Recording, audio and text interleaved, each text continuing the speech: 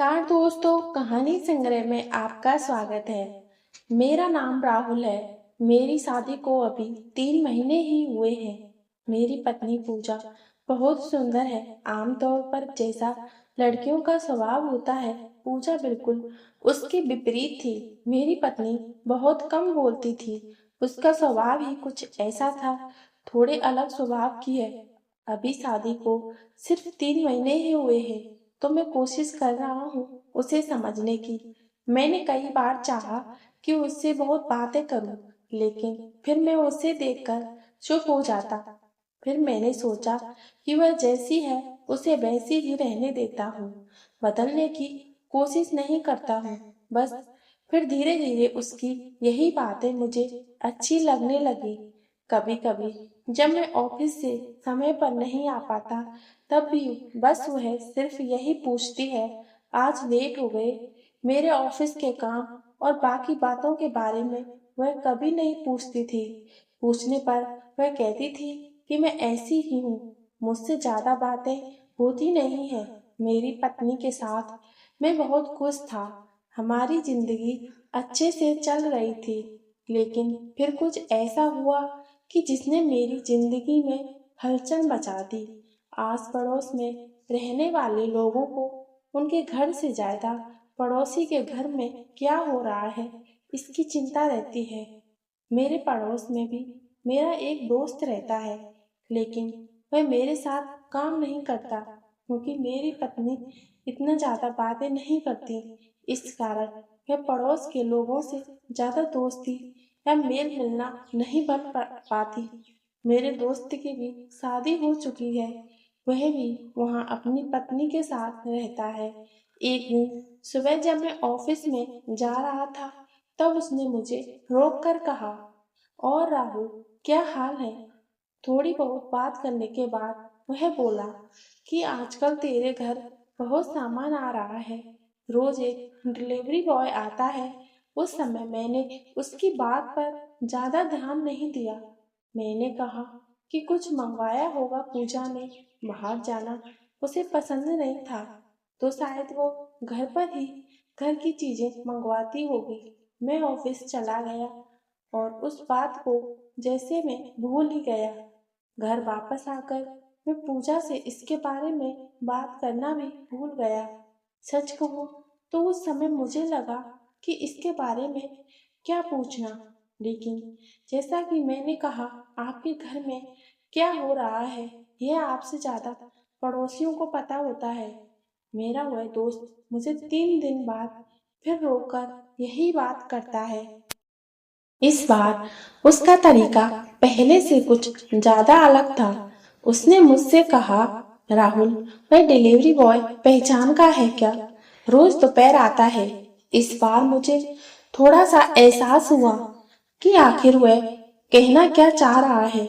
जब मैं ऑफिस में काम कर रहा था, तो भी मैं उसी के बारे में सोच रहा था। आमतौर पर मैं अपनी पत्नी को ऑफिस से तभी कॉल करता हूँ जब मैं लेट होने वाला होता हूँ, लेकिन उस दिन मैंने उसे फोन किया, वह भी दोपहर के समय। मेरे 2 बार फोन करने के बाद भी मेरी पत्नी ने फोन नहीं उठाया। मैं अपने काम में लग गया, लेकिन अब मेरे मन में कई विचार उठने लगे। मैं अपना काम करने लग गया। करीब 3 घंटे बाद मेरी पत्नी का फोन आया। बोली कि फोन कहीं रखा था, पता नहीं चला कि आपका फोन आया है। उसने पूछा कि क्यों फोन किया था। मैंने कहा, कुछ नहीं, आकर ही बात करता हूँ। शाम को मैं घर गया। मैं चाहता था कि मेरी पत्नी से सीधा सीधा पूछ लूं, लेकिन मैं वह नहीं कर पाया। मैंने उससे पूछा कि कुछ शॉपिंग कर रही है हो क्या ऑनलाइन? उसने कहा, नहीं। मैं आगे कुछ पूछता, लेकिन मैं उठकर वहां से किचन में चली गई। शादी को अभी 3 महीने हुए हैं। मैं मेरी पत्नी को समझने की कोशिश कर रहा था कि यह एक अलग ही बात मेरे जहां में अपना घर बनाने लगी। अब मुझे मेरी पत्नी के स्वभाव पर भी शक होने लगा। मुझे लगने लगा कि कहीं उसका कम बोलना इसलिए तो नहीं कि मुझे पसंद नहीं करती।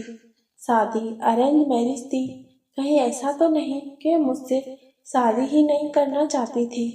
जो बातें उसकी मुझे अच्छी लगती, उन्हीं बातों के लिए अब मेरे मन में सवाल उठने लगे।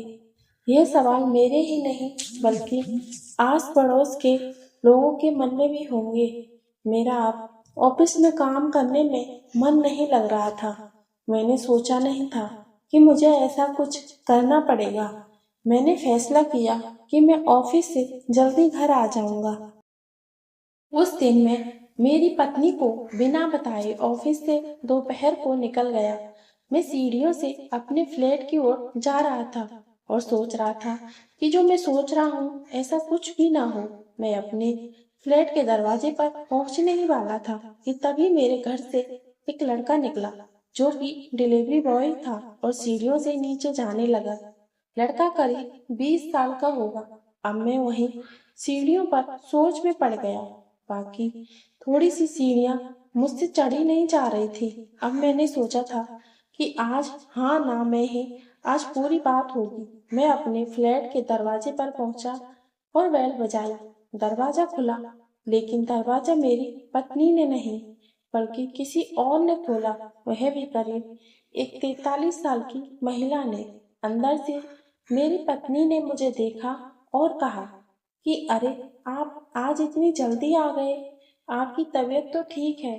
मैं अंदर आ गया और कहा कि नहीं ठीक है, ऐसे ही बस। मैंने मेरी पत्नी से पूछा कि यह कौन है। वह बोली कि यह सुधा दीदी है। इतना कहकर वह तो रुक गई, लेकिन फिर सुधा दीदी ने मुझे सब कुछ बताया। वह बोली कि मैं पूजा के घर के पास में ही रहती हूँ। पूजा मेरी शादी में छोटी सी थी, लेकिन इतने सालों बाद वही इसने मुझे पहचान लिया और मेरी मदद की है। मेरी पत्नी ने उन्हें रोकना चाहा, लेकिन वह नहीं मानी। उन्होंने कहा कि पूजा मुझे एक दिन अचानक ही मिल गई थी। मेरा हाल उसने मैंने बताया कि मेरी पति के जाने के बाद हमारी आर्थिक हालत ठीक नहीं है।